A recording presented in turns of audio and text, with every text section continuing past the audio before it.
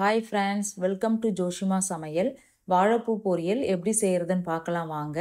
எங்கள் வீட்டு மரத்துல இருந்து தான் பறிச்சுட்டு வந்து இன்றைக்கி நான் வாழைப்பூ செய்ய போகிறேன். இதை மாதிரி மேலே இருக்கிற தோல்லாம் எடுத்துட்டு உள்ளே இது மாதிரி பூ இருக்கும், அதை எடுத்து இதை மாதிரி ஆஞ்சி எடுத்துக்கோங்க. உள்ளே ஒரு ஒயிட் கலர் பூவும் ஒரு ஒயிட் கலர் நரம்பும் இருக்கும், இதை கட்டாயம் எடுத்துருங்க.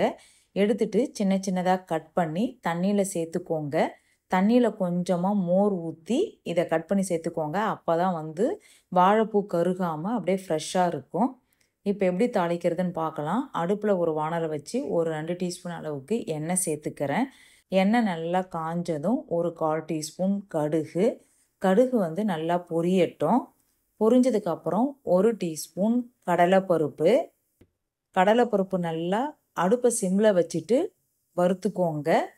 ஒரு 4 வரமிளகாவை கிள்ளி சேர்த்துக்கிறேன். உங்களுக்கு காரம் தகுந்த மாதிரி சேர்த்துக்கோங்க. வரமிளகா தான் இந்த வாழைப்பூ பொரியலுக்கு காரத்தை கொடுக்கும், அது தகுந்த மாதிரி நீங்கள் சேர்த்துக்கோங்க. ஒரு பெரிய வெங்காயத்தை பொடியை கட் பண்ணி சேர்த்துக்கிறேன். கொஞ்சமாக கருவேப்பிலை சேர்த்துக்கோங்க. என்கிட்ட கருவேப்பிலை இல்லைன்றதால நான் சேர்க்கலை. இது நல்லா ப்ரௌனிஷ் ஆகிற வரைக்கும் வெங்காயத்தை நல்லா வதக்கி எடுத்துக்கலாம். இப்போ நல்லா வதங்கிடுச்சு.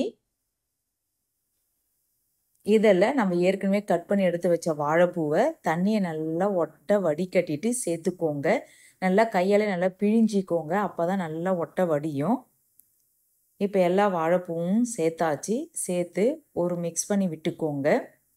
இதிலையே நம்ம மிக்ஸ் பண்ண லைட்டாக தண்ணி விடும். ஒரு 2 நிமிஷம் அளவுக்கு நல்லா அப்படியே வேகட்டும்.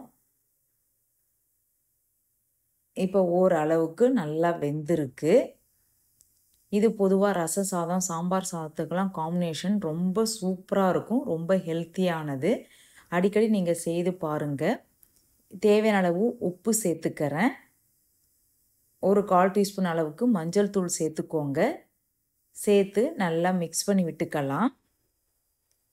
இது வரைக்கும் ஜோஷிமா சமையலை சப்ஸ்கிரைப் பண்ணலாம், சப்ஸ்கிரைப் பண்ணிக்கோங்க.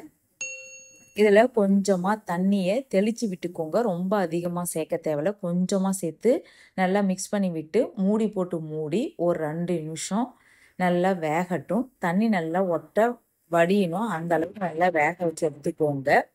இப்போ தண்ணி நல்லா ஒட்ட வடிஞ்சிடுச்சு. நான் ஒரு 3 டீஸ்பூன் அளவுக்கு வேர்க்கடலையை வறுத்து தோல்லாம் நீக்கிட்டு மிக்சி ஜாரில் சேர்த்து கொரகொரப்பாக அரைச்சி இதோட சேர்த்துக்கிறேன். ஒரு முறை நீங்கள் வேர்க்கடலையை சேர்த்து செய்து பாருங்கள், டேஸ்ட்டு வந்து ரொம்ப சூப்பராக இருக்கும்.